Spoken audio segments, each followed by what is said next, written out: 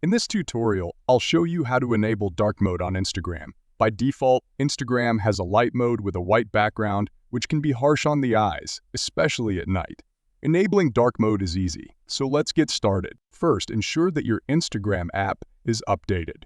Go to the App Store or Google Play Store and make sure you have the latest version installed.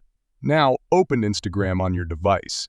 Unlike some apps, Instagram doesn't have a built-in dark mode option in its set. Instead, you'll need to enable dark mode on your device itself. If you're using an Android device, find the dark mode or dark theme option in your device's settings and enable it.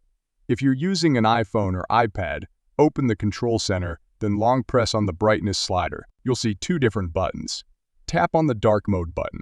Your iPhone will now enable dark mode, and Instagram will also switch to a dark theme. This not only reduces eye strain, but also generally looks better, especially in low-light conditions. So if you found this video helpful, leave a comment down below, and subscribe to the channel for more tutorials like this in the future. Thanks for watching, and see you in the next video.